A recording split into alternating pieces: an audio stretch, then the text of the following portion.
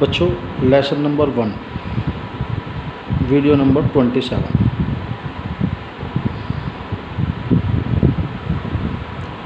इसमें हम पढ़ेंगे गॉस के नियम के आधार पर कूलाम के नियम की स्थापना कीजिए। यह सिद्ध करो कि किसी गोले चालक के आधार पर गॉस के नियम से कूलाम का नियम आएगा F = 1/4πε0 × Q × Q0/r²।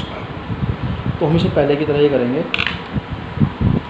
मान लो ये हमारे पास कोई गोले चालक है, इसका केंद्र है O, क्योंकि डायरेक्शन में यहाँ छोटा r दिया है तो इसकी त्रिज्या हमने मान ली r। जब हम इसे +q कूलाम आवेश देंगे तो इसके केंद्र से बल रेखाएं बाहर निकलेंगे, ये यानी +q कूलाम आवेश ये है, और वो बल रेखाएं इस सूक्ष्म क्षेत्रफल को घेर रही हैं जो है डेल्टा A। यहाँ कोई बिंदु है P। जब हम इस पर विद्युत क्षेत्र की तीव्रता कैलकुलेट करते हैं तो इनसे पहले वाले डेरिवेशनों में हमने भी कैलकुलेशन की थी। हमने पहले सूक्ष्म क्षेत्रफल के लिए विद्युत फ्लक्स निकाल दिया था φ = E × डेल्टा A। फिर हमने पूरे पृष्ठ के लिए निकाल दिया φ = E × A। फिर हमने इस E का मान निकालने के लिए विद्युत क्षेत्र की तीव्रता E बराबर कर दिया था φ/A। अब गॉस के नियम से सिद्ध करना था, इसलिए यहाँ φ का मान रख दिया Q/ε0, और जो A है गोलीय पृष्ठ का क्षेत्रफल है, इसका मान रख दिया 4πr²। तो विद्युत क्षेत्र की तीव्रता आई थी E = 1/4πε0 Q/r²। लेकिन यहाँ छोटा r दे रखा है तो हमने इसे मान लिया छोटा r²। ठीक, तो ये है विद्युत क्षेत्र की तीव्रता किसी गोले चालक के पृष्ठ पर, और हमें वो गॉस के नियम के आधार पर सिद्ध करनी है। तो बहुत छोटा सा डेरिवेशन है, देखिए। जब किसी गोले चालक को हम q कूलाम आवेश देते हैं तो उसके केंद्र से विद्युत बल रेखाएं निकलकर बाहर चलती हैं।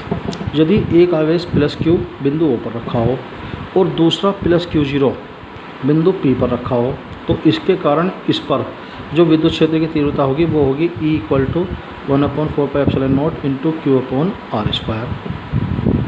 ठीक, तथा इस आवेश के कारण दूसरे आवेश पर लगने वाला विद्युत बल F बराबर होगा Q0 × E, दूसरे पर जो बल लग रहा है। ये हो गई समीकरण 1।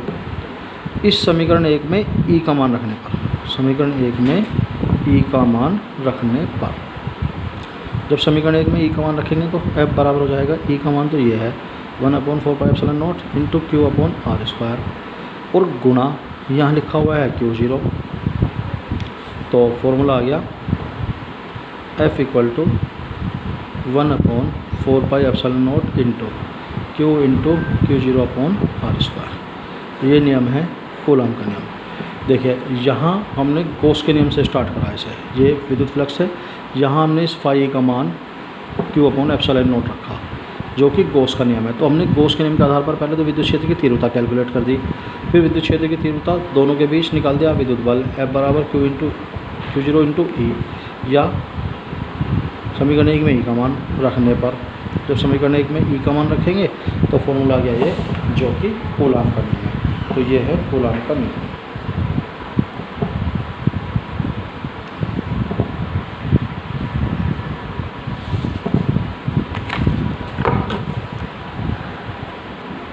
एक बार फिर शॉर्ट में समझिए। इन्होंने कहा कि गॉस के नियम के आधार पर कूलाम के नियम की स्थापना करनी है। देखिए, कूलाम का नियम दो आवेशों के बीच लगता है, Q और Q0। उनके बीच की दूरी कितनी है, r। लेकिन अगर ये किसी गोले कोष पर रखे हों इस तरह, तो विद्युत बल का सूत्र होता है बराबर Q0 × E। तो हमारे पास ये E होना चाहिए, और E निकालने के लिए हम इससे पहले दो डायरेक्शन कर चुके हैं। उसका मान होता है 1/4πε0 × Q/r²। ठीक, तो बल हो जाएगा 1/4πε0 × Q × Q0/r²। ठीक।